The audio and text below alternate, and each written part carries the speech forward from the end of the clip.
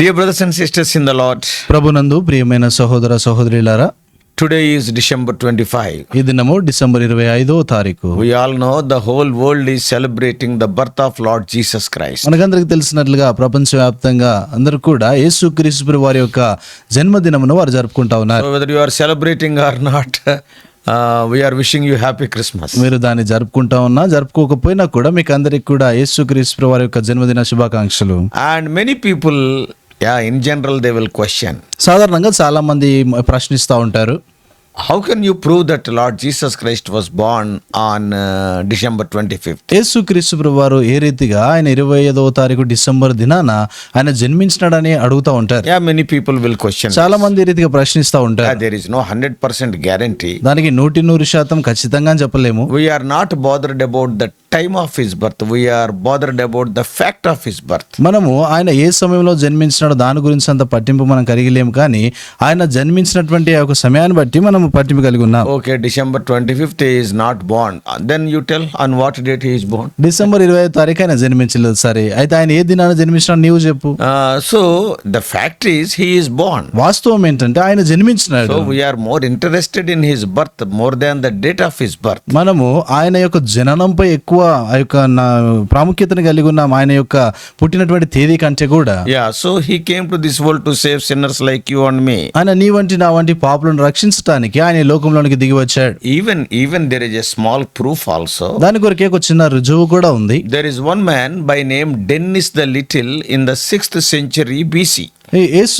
క్రీస్తు పూర్వము 6వ శతాబ్దంలో చూస్తే, క్షమించండి, క్రీస్తు శకము 6వ శతాబ్దంలో చూస్తే ఒక వ్యక్తి ఉండేటువంటి వాడు, ఆయన పేరు డెన్నిస్ ద లిటిల్ అని. His original name was, ఆయన యొక్క అసలైనటువంటి పేరు Dionysius Exiguus. డైనోసియస్ ఎక్సిగస్ అనేటువంటిది ఆయన పేరు.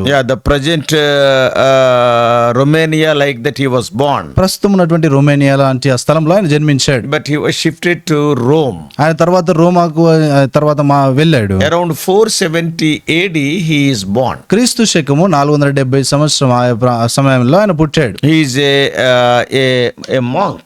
ఆయన చూస్తే ఒక సన్యాసిగా ఆయన ఉన్నాడు. He is a Roman monk. ఆయన రోమా సంబంధించినటువంటి సన్యాసిగా ఆయన But at ఉన్నాడు. the same time he is a great mathematician. అదే సమయంలో చూస్తే ఆయన గొప్ప గణిత శాస్త్రవేత్తగా ఆయన ఉన్నాడు. And he is a very religious man. ఇంకా ఆయన ఎంతో మత సంబంధమైనటువంటి వ్యక్తిగా ఉంటా So వచ్చాడు. history says, చరిత్ర చెప్పే సంగతి ఏంటంటే, he has gone to Jerusalem. ఆయన యెరూషలేమునకు వెళ్ళాడు. He requested the high priests and others to give the list of these people who are circumcised. ఆయన ప్రధాన యాజకులను, తర్వాత అక్కడ ఉన్నటువంటి బాధ్యత కలిగిన వారిని ఆయన మనవి చేస్తా వచ్చాడు. ఎందుకంటే ఎవరికైతే సున్నతి చేయబడిందో వారి యొక్క రాయబడినటువంటి పేర్లు ఉన్నటువంటి ఆ పుస్తకాన్ని ఇమ్మని ఆయన అడుగుతా వచ్చాడు. It seems he conducted a great research. ఆయన దాని కొరకు ఎంతో గొప్ప పరిశోధన చేశాడని చెప్పబడింది. So one day he found that Jesus also is circumcised. ఒక దినాన ఆయన కనుగొన్నటువంటి సంగతి ఏంటంటే యేసు ప్రభువు వారు కూడా ఆయన కూడా సున్నతి చేయబడింది. So that is the custom of the Jews. The Lord has made a covenant like that with Abraham. దేవుడు అటువంటి ఆ యొక్క నిబంధనను దేవుడు అబ్రహాంతో చేసినాడు కనుక అది యూదులకు ఒక ఆచారంగా అది ఉండింది. So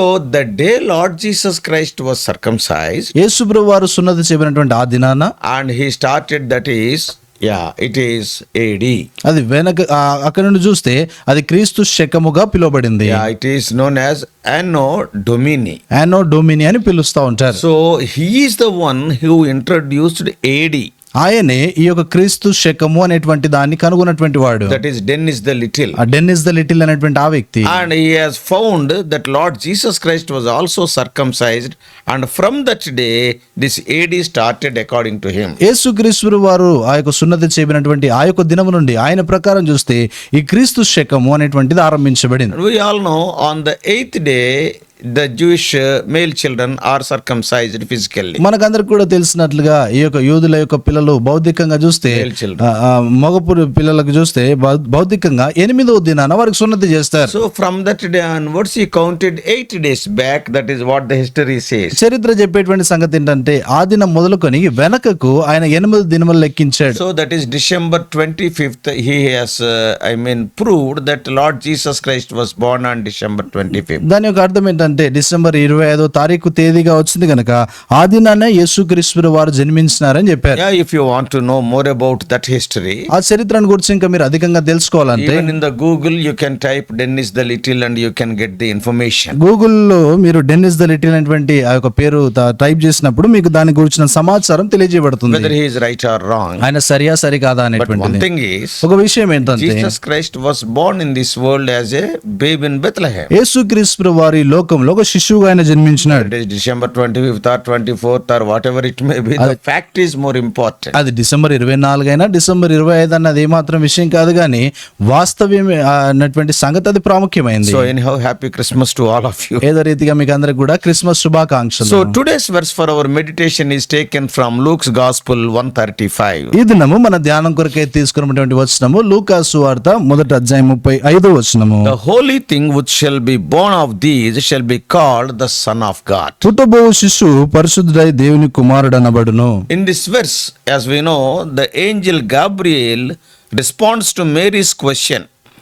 ఈ యొక్క వచనంలో మనం గమనిస్తే ఇక్కడ మరియ వేసినటువంటి ప్రశ్నకు దూత అయినటువంటి గాబ్రియేలు సమాధానం చెప్తా ఉన్నాడు. Yeah, in verse 34. 34వ వచనములో Yeah, Mary questioned, I am a virgin, how can I conceive a child? అక్కడ మరియ అంటుంది, నేను పురుషుని ఎరగని దాననే, ఇది ఎలాగో జరుగునని దూతతో అనగా. So Gabriel explains that this conception will be a miraculous act of God through the power of the Holy Spirit. ఇక్కడ చూస్తే గాబ్రియేలు ఆమెతో వివరించినటువంటి సంగతి ఏంటంటే ఇది పరిశుద్ధాత్మ వలన ఎంతో అద్భుత రీతిగా జరగబోయేటువంటి సంగతి ఆయన వివరిస్తా వచ్చాడు. And here the phrase is there, the Holy Spirit will come on you, indicates Mary's pregnancy will not involve any human intervention. ఇక్కడ చూస్తే పరిశుద్ధాత్మ నీ మీదికి వచ్చును అనేటువంటి ఆ యొక్క మాటను మనం గమనిస్తే ఇందులో ఏ మానవ జోక్యం అనేటువంటిది ఏమాత్రం కూడా లేదు. So in Mary's pregnancy, human involvement is not there. ఇక్కడ మరియ యొక్క గర్భం దల్చేటువంటి ఆ విషయంలో ఏ మానవ యొక్క ప్రమేయం ఏం కూడా లేదు అందులో. So instead, God's Spirit will supernaturally bring about the conception of Jesus. ఇక్కడ దేవుని యొక్క ఆత్మయే యేసుక్రీస్తు వరకు జననం యొక్క ఆ గర్భం దల్చేటువంటి ఒక విషయాన్ని గురించి ఆయనే సంపూర్ణ కార్యం కలిగి ఉంటాడు. So here when we see the phrase is there, ఇక్కడ ఉన్నటువంటి మాటను మనం గమనిస్తే the power of the Most High will overshadow you is very important. ఇక్కడ ఉన్నటువంటి సర్వశక్తుని యొక్క శక్తి నేను కమ్ముకున్నటువంటి మాట చాలా ప్రాముఖ్యం. The term overshadow suggests God's protective and creative presence. ఇక్కడ నిన్ను కమ్ముకున్నటువంటి ఆ యొక్క మాట చూస్తే దేవుని యొక్క భద్రత కాపుదలకు గుర్తుగా ఉంది. And not only that, అంత మాత్రమే it కాదు, is similar to how God's presence filled the tabernacle in the Old Testament. పాత నిబంధనలో ప్రత్యక్ష గుడారంలో ఏ రీతిగా దేవుని యొక్క మహిమ కమ్ముకుందో దానికి సూచనగా ఉంది. In Exodus chapter 40, నిర్గమకాండం 40వ అధ్యాయంలో verses 34 and 35 we can read them. 34-35 వచనాల మాటలు మనం చదవచ్చు. So this emphasizes that the conception of Jesus is a divine act. ఈ యొక్క యేసుక్రీస్తు ప్రభువారు మరి యొక్క గర్భం నందు ఉండటం అనేటువంటిది అది దైవకమైనటువంటి కార్యము. And setting him apart as the Holy One. ఆయనను ఒక పరిశుద్ధునిగా ఉంచటము.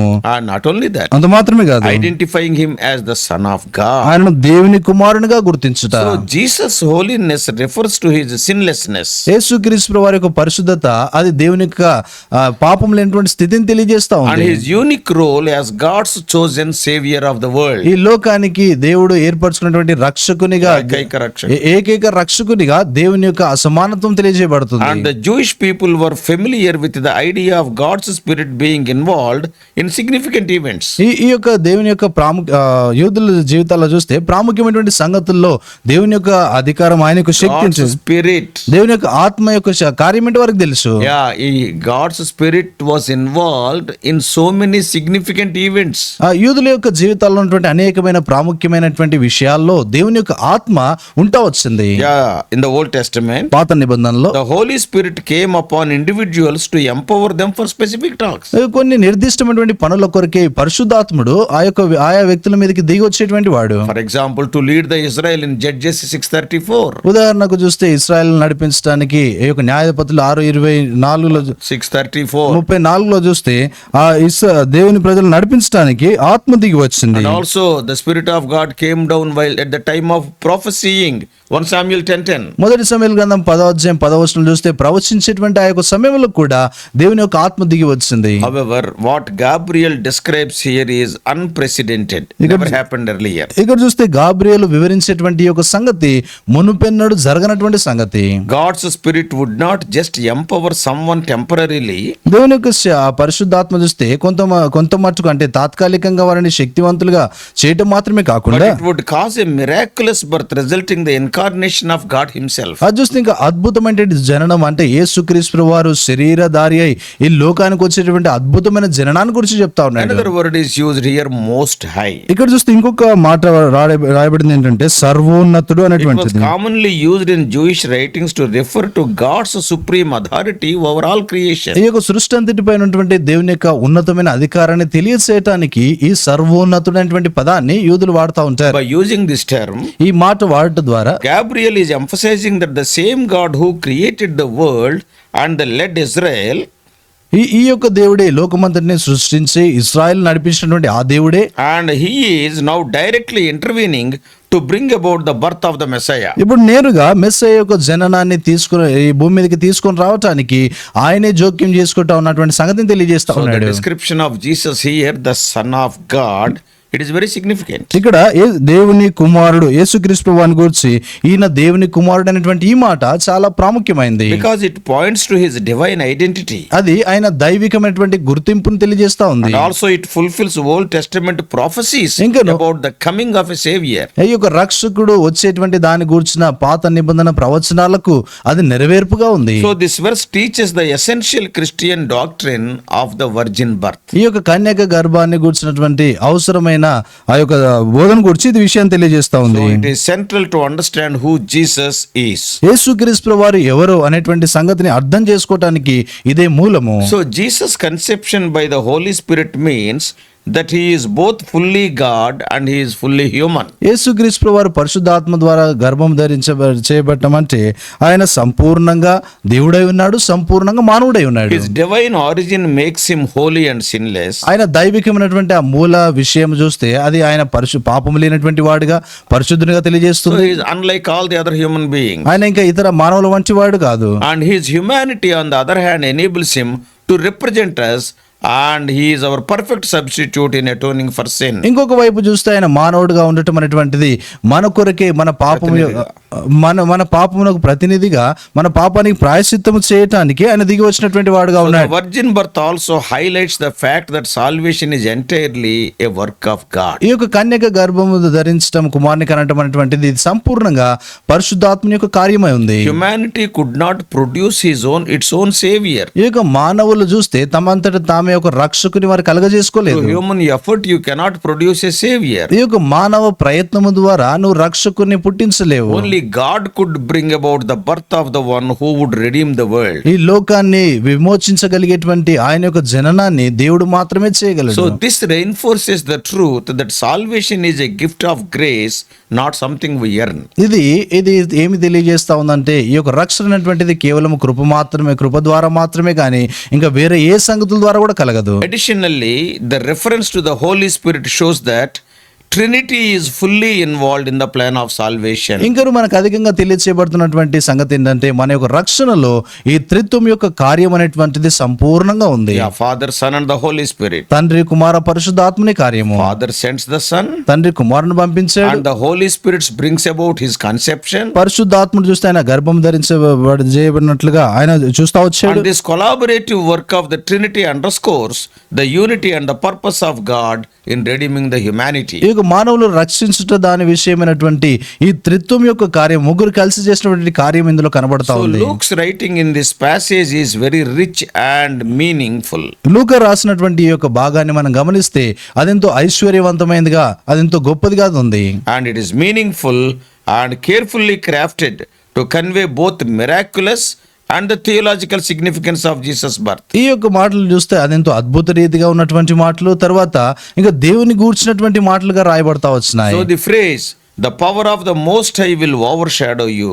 ఇక్కడ రాయబడినటువంటి మాట సర్వోన్నతుని శక్తి నిన్ను కమ్ముకొను అంటే It uses the imagery that recalls God's presence in the Old Testament. అది దేన్ని సూచిస్తా ఉందంటే దేవుని యొక్క సన్నిధి పాత నిబంధనలు ఎలాగుంటా వచ్చిందో దాన్ని సూచిస్తా Just వచ్చింది. as God's presence filled the tabernacle in the Old Testament, పాత నిబంధనలో ఏ రీతిగా అయితే దేవుని యొక్క సన్నిధి ప్రత్యక్ష గుడారాన్ని కప్పిందో now His Spirit now fills Mary, ఇక్కడ చూస్తే దేవుని యొక్క ఆత్మ మరియను కప్పుతా ఉంది, making Mary the vessel through which God's Son will enter into this world. దేవుని యొక్క కుమారుడు ఈ లోకంలో ప్రవేశించినట్లుగా మరియ అనేటువంటి పాత్రను దేవుడు ఉపయోగిస్తున్నాడు. So the structure of this verse also highlights the relationship between Jesus' conception and his identity as the Holy One or the Son of God. ఇక్కడ చూస్తే ఈ యొక్క వచనం నిర్మించబడినటువంటి తీరును మనం గమనిస్తే దేవుని యొక్క పరిశుద్ధ కుమారుడు దేవుని కుమారుడు అయినటువంటి యేసుక్రీస్తు వారు ఆయన దేవుని యొక్క పరిశుద్ధాత్మ వలన గర్భం ధరించబడి ఆయన జన్మించినట్లుగా So తెలియజేయబడుతుంది. Luke is intentional in showing that Jesus' holiness is directly connected to the divine origin.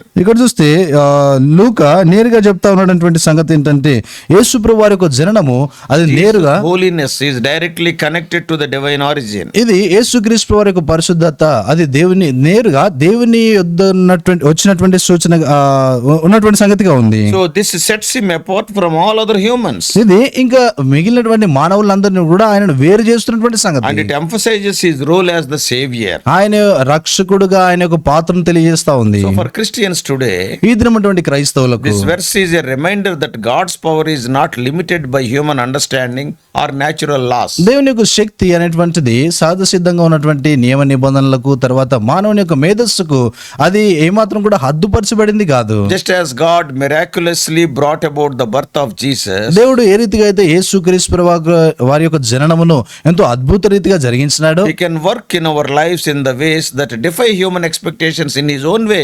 In a mysterious way, God will do things in our lives also. మన యొక్క జీవితాల్లో కూడా మనం ఊహించినటువంటి విధానములో మన జీవితంలో మనం ఎన్నడూ కోరుకున్నటువంటి విధానంలో దేవుడు సంగతులు జరిగిస్తూ Many ఉంటాడు. times His help comes from a place which we never imagined. అనేక సార్లు చూస్తే మనం ఊహించినటువంటి స్థలములో నుండి మనకు సహాయం So this అందజేయబడుతుంది. should encourage us to trust God even when His plans seem impossible. ఆయన యొక్క ప్రణాళికలు అసాధ్యముగా కనిపించినా కూడా ఆయన ప్రణాళికలు యందు నమ్మిక ఉంచాలని మనకు తెలియజేయబడుతుంది. So the fact that Jesus is fully God and fully human means that He understands our struggles and represents us before God. ఇక్కడ చూస్తే యేసుక్రీస్తు ప్రభువు సంపూర్ణంగా దేవుడై ఉన్నాడు, సంపూర్ణంగా మానవుడై ఉన్నాడు అంటే ఆయన మన మానవ రీతిగా ఉన్నటువంటి మన విషయాలను ఆయన అర్థం చేసుకొని మన పక్షాన దేవుని యొద్ద ఆయన విజ్ఞాపన చేసేవాడుగా His ఉంటాడు. sinlessness ensures that His sacrifice on the cross was sufficient to cover our sins completely. ఆయన పాపం లేనటువంటి స్థితి ఆయన చేసినటువంటి శిలువ మీద బలి అర్పణ ద్వారా మన పాపములకు సరిపోయినటువంటి ప్రత్యామ్నాయం అది. So as believers we can find comfort in knowing that Jesus is not a distant figure. యేసుక్రీస్తు ప్రభువారు ఏదో దూరాన ఉన్నటువంటి వ్యక్తి కాదు కానీ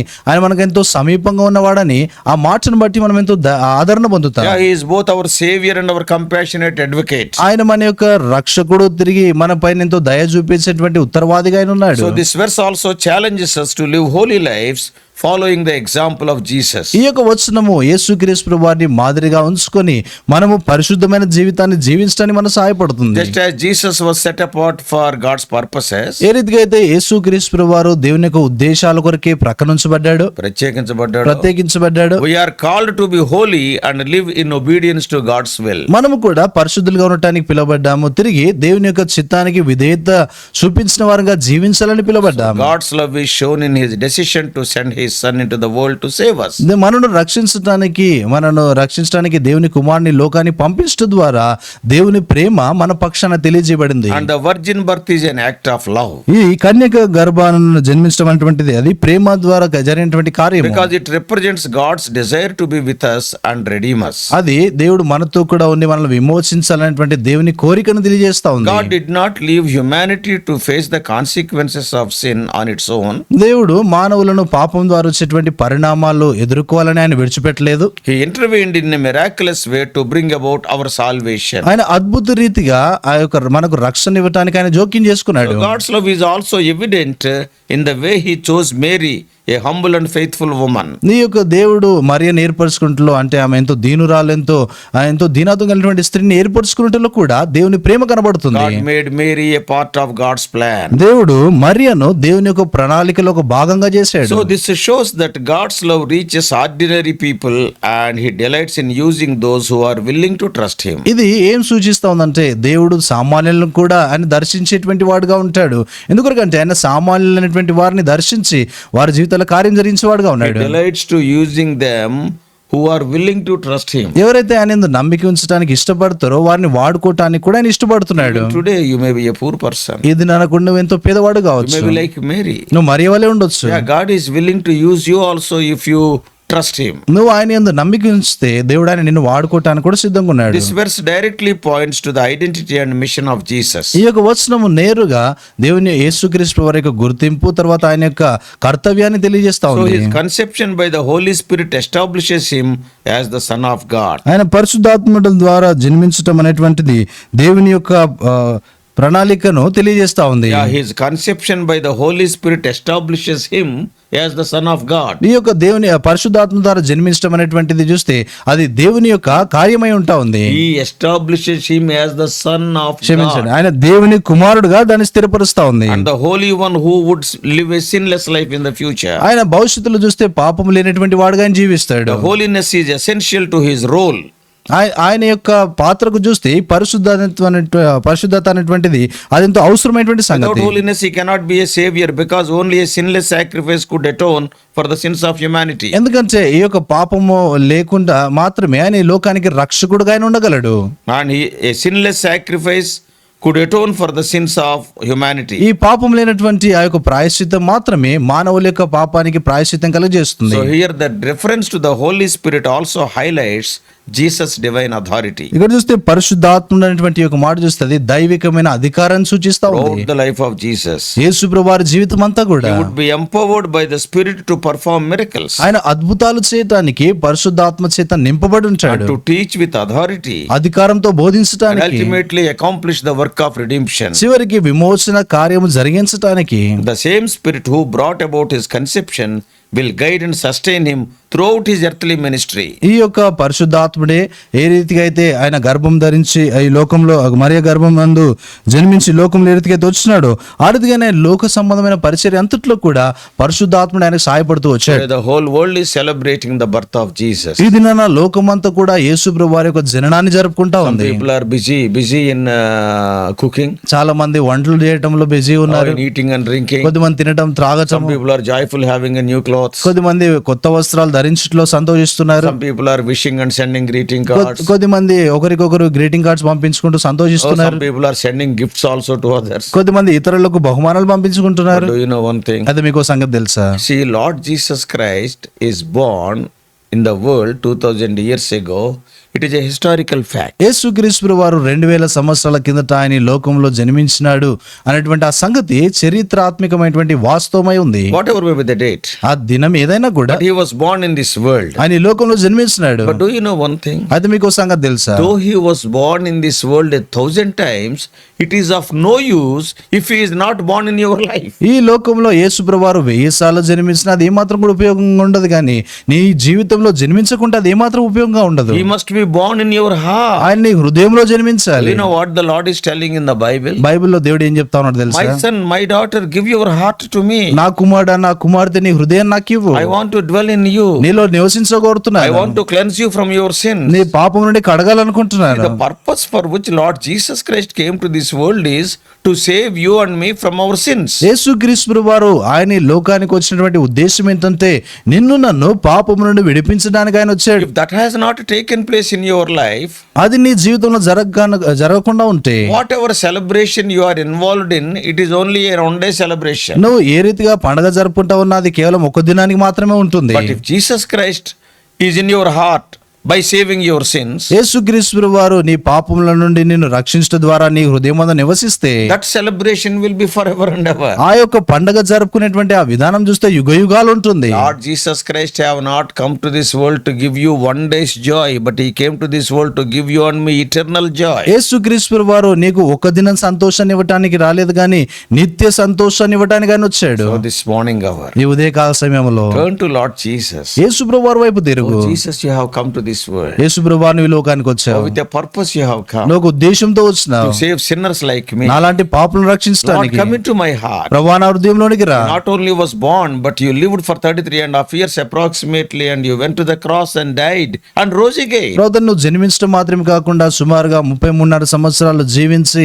మరణించి సమాధి చేయబడి తిరిగి నువ్వు లేచావు. Oh, you have shed your blood on the cross for the remission of my sin. నా పాపముల యొక్క ప్రాయశ్చిత్తం కొరకే నువ్వు శిలువ మీద రక్తాన్ని గార్చినావు. Come into my heart. నా హృదయంలోనికి రా. Wash me with your blood. నీ రక్తంతో నన్ను కడుగు. Make me your son, your daughter. నన్ను నీ కుమారుడిగా కుమార్తెగా చేసుకో. Oh, when you receive him, నువ్వు ఆయనను అంగీకరించినప్పుడు yes, that is real Christmas. అది నిజమైనటువంటి Christmas. So your heart is like a manger, so dirty. నీ యొక్క హృదయం చూస్తే ఆ యొక్క చిన్న పశువులతోటిగా ఎంతో మురికిగా ఉన్నా కూడా He is willing to be born there. ఆయన అక్కడ జన్మించడానికి And ఇష్టపడుతున్నాడు. he want to cleanse you thoroughly. ఆయన నిన్ను సంపూర్ణంగా కడగాలనుకుంటున్నాడు. It will not be one day's celebration, it will be an eternal celebration. అప్పుడు అది ఒక్క దినము పండగగా ఉండదు కానీ నిత్యమైనటువంటి పండగగా నీకు Today, ఉంటుంది. the act of receiving Lord Jesus Christ, for that you will be enjoying in eternity, ఈ even after death. ఈ దినము యేసు ప్రభువుని అంగీకరించేటువంటి ఆ యొక్క చిన్న పని ద్వారా నువ్వు ఈ దినం మాత్రం కాకుండా యుగయుగాలను ఆనందించేవాడుగా Even ఉంటావు. after your death. నీ మరణం తర్వాత కూడా. Yeah, so that's why receive Lord Jesus. అందుకొరకు యేసు ప్రభువుని అంగీకరించు. Jesus Christ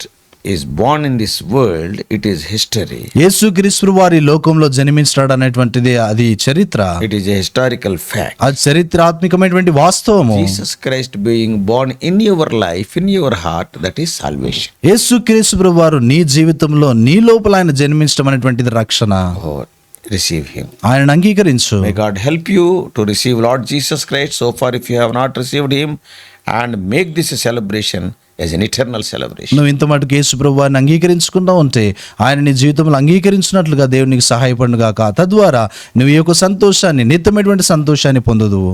Let us pray. ప్రార్థన చేస్తాం. Loving Heavenly Father, ప్రేమగల పలుకుని మా తండ్రి, oh gracious God, మా కృపగలిగినటువంటి దేవా, Lord, we thank thee because you loved us. ప్రభువా నువ్వు మమ్మల్ని ప్రేమించినందుకు నీకు వందనాలు. The Father loved us and gave his Son. ప్రభువా తండ్రి మమ్మల్ని ప్రేమించి ఆయన కుమారుని మాకు ఇచ్చాడు. The Son loved us and gave his life. తండ్రి కుమారుడు మమ్మల్ని ప్రేమించి తన యొక్క ప్రాణాన్ని మా కొరకు The Holy అర్పించినాడు. Spirit is loving us even today and bringing the news of salvation unto us. పరిశుద్ధాత్మను మమ్మల్ని ప్రేమించి ఇంకను రక్షణ వార్తను మా ఎదుగు తెస్తున్నాడు. Oh Lord, we thank thee for thy wonderful birth. ప్రభువా నీ యొక్క అద్భుతమైన జననాన్ని బట్టి Thou వందనాలు. hast condescended, O Lord, thyself in a humble way. Thou hast come to this world as a human being. ప్రభు తండ్రి నువ్వు నిన్ను నువ్వు తగ్గించుకొని శరీరధారిగా ఈ లోకానికి మానవునిగా Thank thee జన్మించినావు. for paving the way of salvation. ప్రభు రక్షణ మార్గాన్ని ఏర్పరిచినందుకు Our వందనాలు. dear ones who are, O Lord, inviting you into their heart, grant this joy, eternal joy. తండ్రి మా ప్రియులు ఎవరైతే తమ హృదయాల్లోనికి నేను ఆహ్వానిస్తా ఉన్నారో ఈ సంతోషం నిత్యమైన సంతోషాన్ని వారికి ఇవ్వండి. Sin will take away the joy. తండ్రి పాపము సంతోషాన్ని తొలగిస్తుంది. Salvation give us eternal joy. తండ్రి ప్రభు రక్షణ నిత్యమైన సంతోషాన్ని ఇస్తుంది. Make this day a happy day. Not only this day, O Lord, we may enjoy this eternal joy in our lives. ప్రభుత్వం ఈ దినం ఎంతో సంతోషకరమైనటువంటి దినంగా చేయండి. ఈ దినం మాత్రమే కాకుండా నిత్యమైనటువంటి సంతోషాన్ని పొందినట్లుగా చేయండి. Guide us throughout this day. ప్రభా ఈ దినం అంతటి కొరకే మీరు మమ్మల్ని నడిపించండి. Wherever we are, we may proclaim this good news of the birth of Christ to everybody. ప్రభా మేము ఎక్కడున్నా కూడా యేసుక్రీస్తు వారి జననాన్ని గురించిన ఈ సంతోషకరమైన వార్త అందరికి తెలియజేయనట్లుగా చేయండి. On the day of your birth, even the heavenly angels, they declared unto the shepherds, it is a news of great, they are glad tidings of great joy. తండ్రి నీవు జన్మించినటువంటి ఆ యొక్క దినాన పరలోకపు దూతలు కూడా కాపురులతో చెప్తా వచ్చినారు ప్రభా అదెంతో సంతోషకరమైనటువంటి వార్త. Oh Lord, help us to proclaim the same. ప్రభా ఇదే మాటలు మేము ప్రకటించినట్లు మాకు సహాయపడండి. We do pray in the loving name of our Lord and Savior Jesus Christ. మా ప్రభు రక్షకుడైనటువంటి యేసుక్రీస్తు వారి ప్రేమ కలిగిన నామమున ప్రార్థించి వేడుకుంటున్నాం మా తండ్రి. ఆమేన్. God bless you all. Please subscribe for more spiritual messages to the YouTube channel John Victor Telugu Messages.